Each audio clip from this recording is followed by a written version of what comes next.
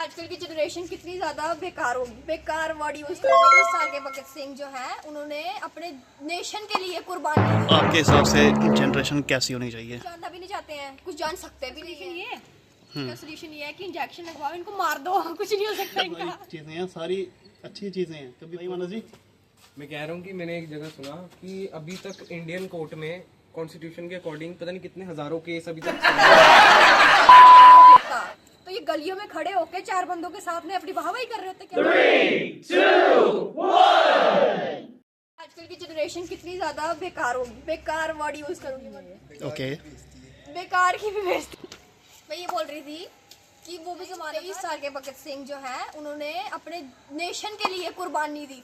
आजकल के लोग मतलब मैं क्या बोले, लोग नहीं वर्ड्स नहीं है कि वो कितने बेकार हो गए हैं। तो जेनजी अल्फा में फंस गए हैं, ठीक है, उनको कुछ पता ही नहीं है, कुछ जानना भी नहीं चाहते हैं, कुछ जान सकते भी नहीं है। उनके अंदर कोई एक वो नहीं है, गोल नहीं है उनके पास। झांसी की रानी 22 साल में मर गई थी। उनको स्टोरी बुक्स लगती है, नकली है। अगर उनके सामने हम ऐसी कोई बात करेंगे ना, वो बोलेंगे ये क्या है, ये तो ऐसे ही है, कुछ भी बोल रहे हैं बेकार, ऐसे बोल के वहाँ से निकल जाएंगे। भाई ये सब मिट्टी हो रहा है। और आज मैंने कुछ ऐसी चीजें देखी है तो ये मैं ऐसे बोल रही हूँ। सही बात है, सही बात है, बिल्कुल। और आपके हिसाब से जनरेशन कैसी होनी चाहिए? जनरेशन कैसे होनी चाहिए? मुझे ऐसा लगता है कि अगर पुराने वॉरियर ऐसे हो सकते हैं ना, तो उनके टाइप के थोड़े बढ़ते लेवल अप होते जाए, लेकिन ये लेवल बिल्कुल डाउन हो गया है। आजकल कुछ ऐसा नहीं हो रहा है। लेवल के एग्जांपल दो। जैसे एग्जांपल मैंने सबसे पहले दी ना, भगत सिंह जो 23 साल की उम्र में जिन्होंने अपने नेशन के लिए बलिदान दिया। क्या आपको पता है कि भगत सिंह ने कितनी बुक्स पढ़ी थी? ये आउट ऑफ सिलेबस बातें कर रहे हैं हाँ, आप। तो वही है ना, आप कितना जानते हो अगर आप जनरेशन को उल्टा कह रहे हो? एटलीस्ट हमें ये तो पता ना कि 23 साल की उम्र में उन्होंने कुर्बानी दी थी। मैं बस ये कह रहा हूँ कि आपने बिल्कुल सही पॉइंट उठाया फिर है। भी लगती है फिक्शनल, भगत सिंह तो रियल है। तो सोनाक्षी ने बहुत ही वैलिड पॉइंट उठाया, बहुत वैलिड है कि आज की जनरेशन लेवल उसका डाउन हो गया है। लेकिन मैं बस ये कह रहा हूँ कि अगर आप कोई पॉइंट उठा रहे हो तो हमें भी तो आपको भी उसका पता होना चाहिए, पूरी नॉलेज होनी चाहिए, जो ठीक कि है? नहीं है हमें। जो कि आपको नहीं है, लेकिन एटलीस्ट भाई करना मेरे में चाहिए। जानने की इच्छा तो है। बिल्कुल जानने की उनमें इच्छा कुछ होनी भी नहीं है, चाहिए। वो उनमें मैंने नहीं वो है। रास्ता ही नहीं देखा है जिस रास्ते पे हम जानने की इच्छा रख रहे हैं। हाँ, तो सोल्यूशन क्या है इसका? इसका सोल्यूशन ये है कि इंजेक्शन लगवाओ, इनको मार दो, कुछ नहीं हो सकता इनका। लेकिन मेरा और मानस जी, आपका पॉइंट कोई? मेरा एक ऐसा पॉइंट कहना है कि जब भगत सिंह वगैरह जैसे भी लोग थे तब भी जनरेशन ऐसी नहीं थी आज की जैसी थी।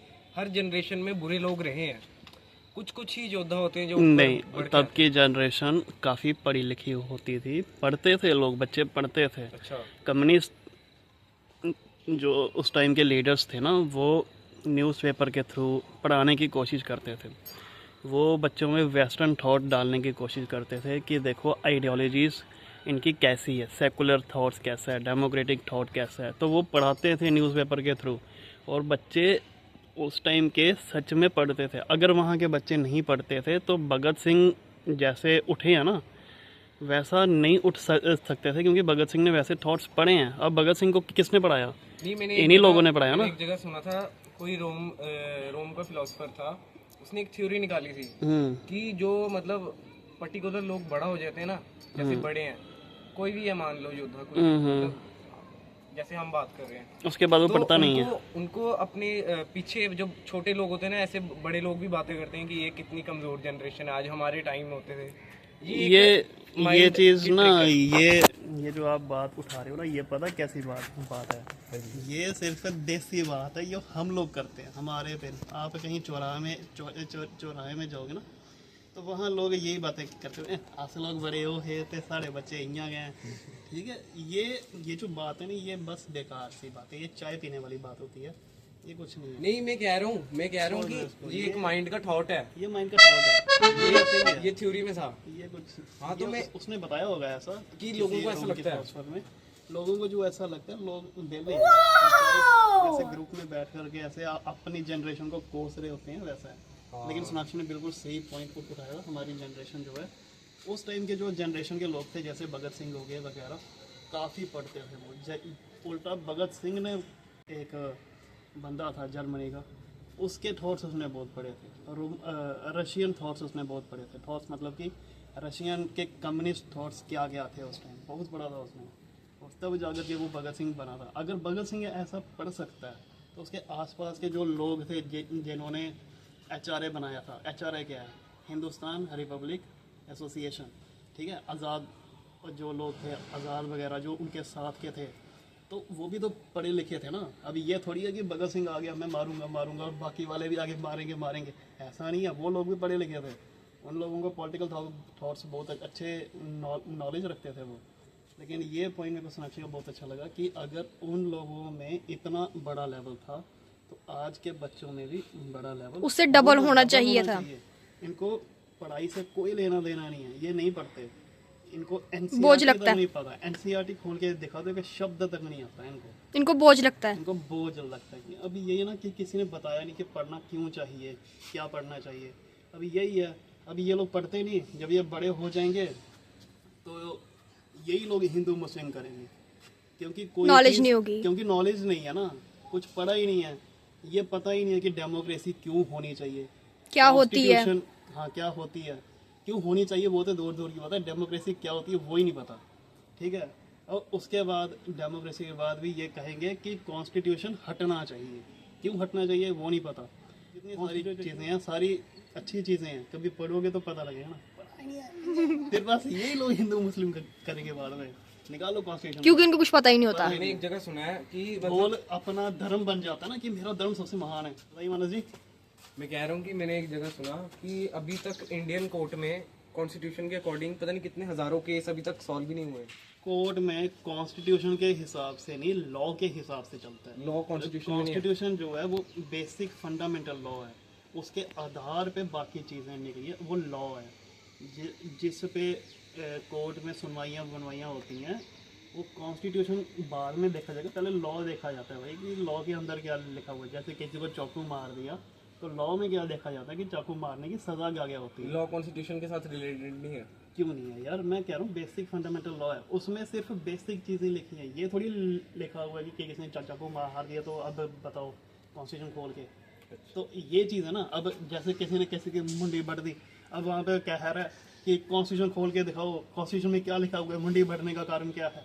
अबे उसमें नहीं लिखा हुआ, वो फंडामेंटल लॉ है यार। बाकी लॉज खोल के देखने पड़ते हैं, बाकी लॉज में क्या लिखा हुआ है, ठीक है। कोर्ट में कॉन्स्टिट्यूशन के हिसाब से नहीं, लॉ के हिसाब से चलता है। लॉ कॉन्स्टिट्यूशन में नहीं है। कॉन्स्टिट्यूशन जो है वो बेसिक फंडामेंटल लॉ है, उसके आधार पे बाकी चीज़ें निकली है, वो लॉ है जिस पे कोर्ट में सुनवाइयाँ होती हैं। वो कॉन्स्टिट्यूशन बाद में देखा जाएगा, पहले लॉ देखा जाता है भाई कि लॉ के अंदर क्या लिखा हुआ है। जैसे किसी को चाकू मार दिया तो लॉ में क्या देखा जाता है कि चाकू मारने की सज़ा क्या होती है। लॉ कॉन्स्टिट्यूशन के साथ रिलेटेड नहीं है। क्यों नहीं है यार, मैं कह रहा हूँ बेसिक फंडामेंटल लॉ है, उसमें सिर्फ बेसिक चीज़ें लिखी हैं। ये थोड़ी लिखा हुआ है कि किसी ने चाचा को मार दिया तो अब बताओ कॉन्स्टिट्यूशन खोल के। तो ये चीज़ है ना। अब जैसे किसी ने किसी की मुंडी बढ़ दी, अब वहाँ पे कह रहा है कि कॉन्स्टिट्यूशन खोल के दिखाओ, कॉन्स्टिट्यूशन में क्या लिखा हुआ है, मुंडी बढ़ने का कारण क्या है। अबे उसमें नहीं लिखा हुआ, वो फंडामेंटल लॉ है यार। बाकी लॉज खोल के देखने पड़ते हैं, बाकी लॉज में क्या लिखा हुआ है, ठीक है। ठीक है। ओके, पढ़ाई करो, पढ़ाई। जनरेशन गैप भी होता है। जैसे भाई ने एग्जांपल दी कि 4 बंदे खड़े होकर चाय के एक टॉपिक पे बात हो रही है।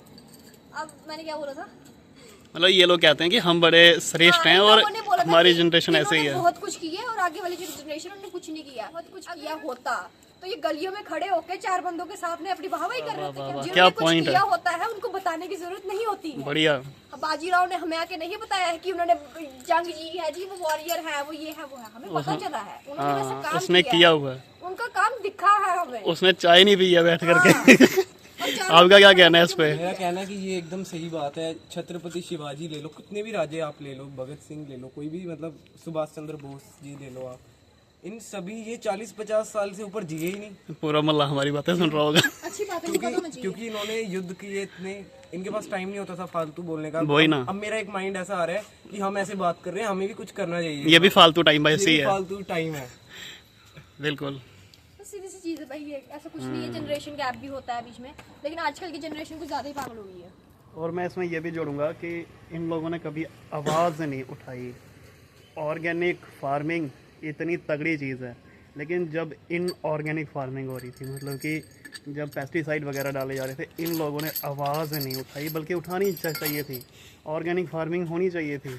और जब इनके फूड्स में खराबी आई है, इनके ग्रेन्स में खराबी आई है, तो इनके बच्चे भी खराब हुए हैं। आज की जनरेशन जो है हेल्थ वाइज अच्छी नहीं है, उसका कारण है गंदी फसल होना, ठीक है, जो एडल्ट्रेशन हो रही है फूड में, उसके कारण से जो हमारी जीन्स हैं वो अच्छी नहीं आ रही। तो फिर अब क्या करें खराब इसको हो रही ठीक है। करने के लिए? ठीक है, तो फिर हमें दोष नहीं ना देना चाहिए, बच्चों में खराबी है, यार बच्चों में खराबी नहीं, तुम्हारी खाने में खराबी है। नहीं तो हम यहाँ पर खाना छन्नी में कैसे? पूरी फार्मिंग होती थी, छन्नी में, आज छन्नी में एक जगह भी फार्मिंग नहीं होती, हाँ एक जगह भी फार्मिंग नहीं होती। सारे लोग अपने फार्म्स को बेच बेच के घर बना रहे, पैसे कमा रहे हैं, पेड़ काट रहे हैं। पेड़ काट रहे हैं।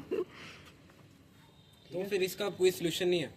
इसका सोल्यूशन कुछ नहीं है, अर्बनाइजेशन हो रही है, मॉडर्नाइजेशन हो रही है, और यही होगी। और ये बच्चे बदल नहीं बीमार सकते। होंगे, बच्चे बीमार होंगे, और जो मेडिकल सिस्टम है वो पैसे कमाएगा। यार ये तो गलत है। हाँ, गलत क्या? अब देखो ना, अब जैसे तुम्हारे जीन्स अच्छे हैं, ठीक है, अब तुम्हें क्या भरोसा तुम्हारे आने वाले बच्चे कैसे होंगे, क्या पता बीमार हो, क्या खिलाओगे तुम उन्हें?